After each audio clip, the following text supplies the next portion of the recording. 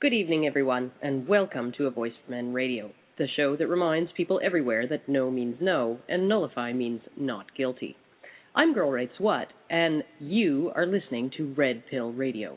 Joining me a little later on will be John the Other, if his voice is recovered, and Typhon Blue.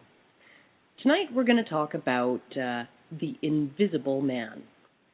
We live in a society which is increasingly obsessed with correcting so-called sexism against women.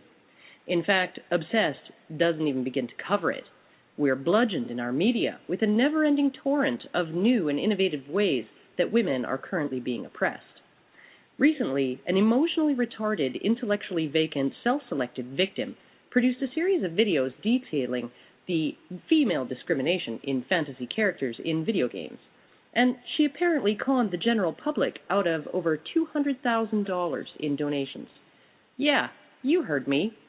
$200,000 to complain about the objectification of the idealized fictional characters in video games. Of course, there was no mention in her project of the millions of digital dead filling the male side of the game character rosters, or of the hulking impossibility of male physiques balancing the protuberant digital double D cups of female characters. No. And the reason for no complaint, no comparison, and no notice of sexual objectification's male counterface is that to the average female mind, men are essentially invisible. To explain a little further, when a woman is seen to be threatened or menaced in any way, that increases her power to compel the people around her to act on her behalf, up to and including the initiation of violence against whoever or whatever is perceived to be the source of that threat. A woman's social power increases as the perception of her degree of peril increases. This, by the way, is why some female pseudo-celebrities who lack any apparent reason for their quasi-fame bang so readily on the bongo drum of, "Help, help, I'm a victim."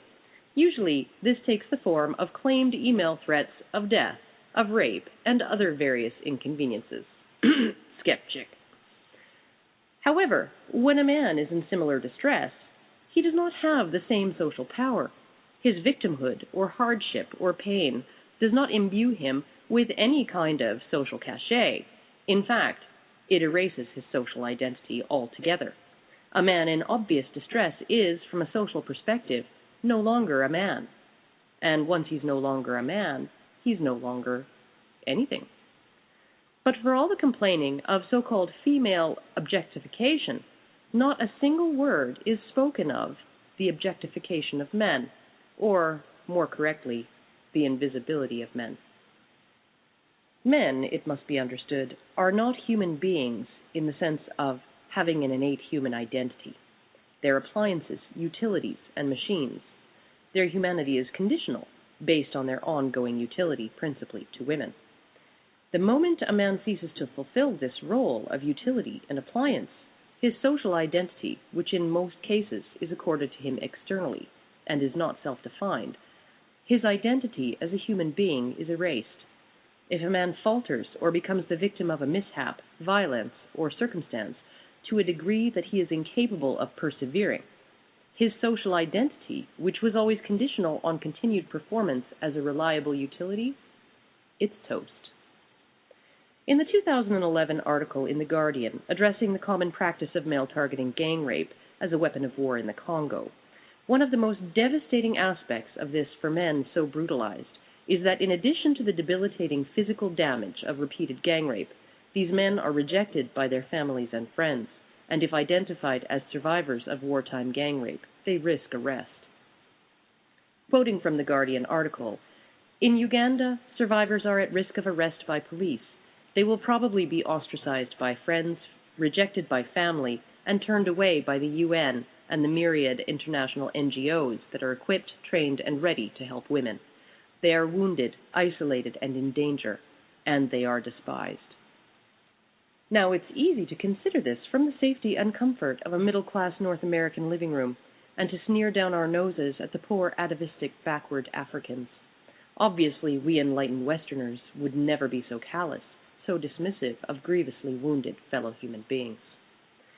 After all, a woman who felt victimized by sexually objectified characters in a video game raised over $200,000 in private donations to assuage her pain. And yet, the heroes we keep hearing about on the 6 o'clock news, those young men who do the heavy lifting of killing and dying to enact our foreign policy, when they come home with broken bodies and bent minds, we discard them. 90% of the homeless in North America are men, and 40% of those are veterans so badly shattered in their person that they end up on the street to freeze to death or to kill themselves, saving us the trouble of taking a broken appliance to the curb for pickup. And they are invisible, just as all men who are not obviously high-earning or high status and in a position to provide positive benefit and utility to women. This type of objectification, the reduction of a human being from a human to not there at all, is arguably far more destructive than any female-oriented objectification which has female protection or female benefit at its base. So here's a rhetorical question. What do you call somebody who can only perceive as human those who provide benefit? And what do you call somebody who, when the usefulness and utility of another human being ceases to be apparent, they stop seeing him as a human being at all? And if this seems monstrous, not simply the concept of what most people grasp as objectification, beyond a commercialized focus on female sexuality as a tool to manipulate the spending habits of men and women, but objectification taken to the logical extreme of treating human beings used to their destruction as disposable appliances, if this is too monstrous to consider, then just go back to sleep.